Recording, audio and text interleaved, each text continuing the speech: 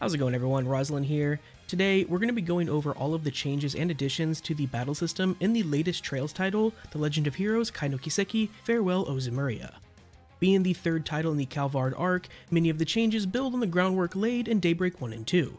That being said, there are some familiar additions as well, so let's get into it.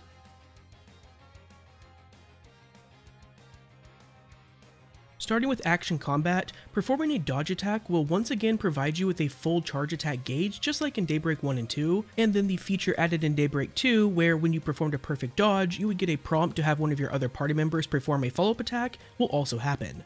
The change here is that this follow-up attack will now no longer automatically swap you to that character, and will instead just have them perform the attack while you continue to control whoever it was you were already controlling.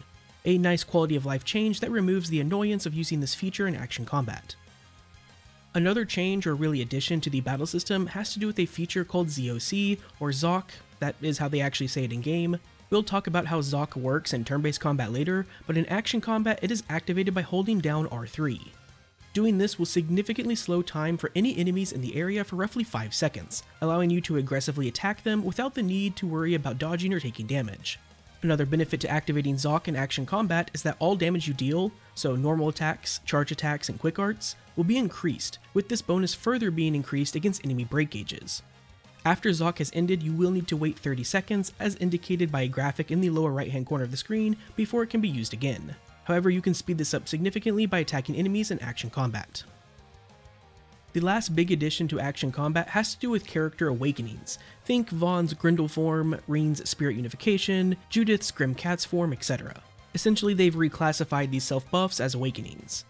In Kai no Kiseki, whenever you have 3 or more boost gauge in action combat and are controlling a character that has an awakening, you can press both the L3 and R3 buttons at the same time to activate that character's awakening.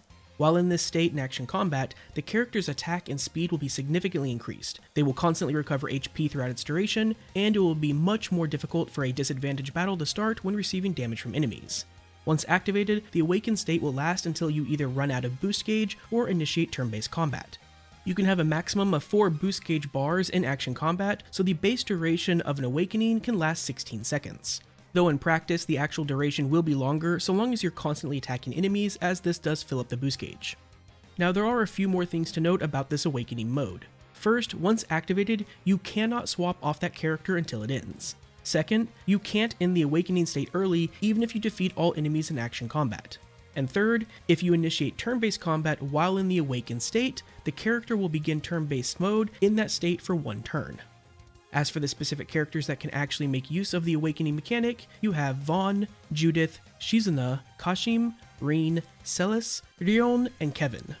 The last thing I want to mention about action combat, and I can't show any footage of this due to spoilers, but Falcom did add a few scripted encounters that actually start in action combat, allowing you to break the enemy before initiating turn-based combat so that you can get the benefit of your start of battle shard skills. The majority of scripted encounters will still begin in turn-based combat, but a few that don't were added to the game. Moving on to turn-based combat, there are a couple of miscellaneous things I want to mention. First, Falcom actually listened to player feedback and noticeably increased the general difficulty of the game. For those unaware, in Daybreak 1 and 2, the base numbers for all combat scenarios were normalized to the very easy difficulty, with the only things actually changing between difficulties being enemy HP and speed values, which resulted in both games essentially only having a very easy difficulty mode. This is not the case in Kai no Kiseki. Across all difficulties, enemies are generally more threatening, they deal more damage, have access to more status ailments, and are also faster. There is also now proper scaling between difficulties, with some enemies on Nightmare exhibiting levels of speed and damage output that is reminiscent of Trails into Reverie's Abyss difficulty. In one encounter, a particular enemy was actually hitting my characters for upwards of 2,000 damage per hit, which may not seem like a lot until I tell you that this damage was being dealt by an enemy with full debuffs to a fully buffed party that also happened to have a blanket 90% damage reduction applied to them. So yeah, enemies can actually deal damage again.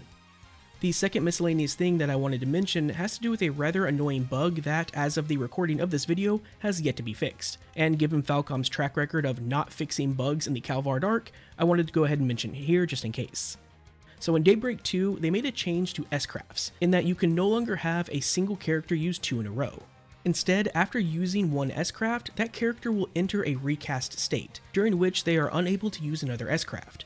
This recast state lasts until their current boost's duration ends, after which they can use their S-Craft again. This is how it still works in Kai no Kiseki. However, a bug has been introduced that only affects the characters I mentioned earlier who have an awakening state. If you use a character's S-Craft while they are awakened, so as an example, if you were to use Reen's Spirit Unification and then use his S-Craft, there is a chance that the S-Craft recast state will end up being tied to Spirit Unification's duration and not the booster duration. In Reen's case, this would mean waiting 4 turns for Spirit Unification to end in order to use his S-Craft again, rather than the normal 2 turns that boost lasts. This bug is especially nasty for a character like Judith, as her Grim Cat's form lasts an incredibly long 9 turns. Just something to keep in mind, as the likelihood of this bug being fixed is relatively low. Anyways, as for the actual changes and additions to turn-based combat, mech battles have made a return, though in a very limited capacity. I wanted to make mention of them here in this video despite how limited they are in the game, because this probably indicates that they will be more prominent in the next game in the Calvard arc. In general though, mech battles work similarly to how they did in Cold Steel, that being a slightly modified version of the game's normal turn-based battles, which in this case is a slightly modified version of Kai no Kiseki's turn-based battle system. Speaking of normal turn-based battles, the initial number of initial boost gauge you begin with has been increased from 3 to 4, and you still get more boost gauge by using S-Crafts up to a maximum of 8. If you happen to be using the Beowulf Quartz, then this maximum will be increased to 9, and the starting boost will be increased by 1 per character using a Beowulf Quartz. Kai no Kiseki also adds a new AT bonus called Blitz. Blitz is a support attack that is performed by either a reserve character or a support character in your party. As an AT bonus, you can see when a Blitz attack will happen via the turn order at the top of the screen, indicated by the yellow B icon.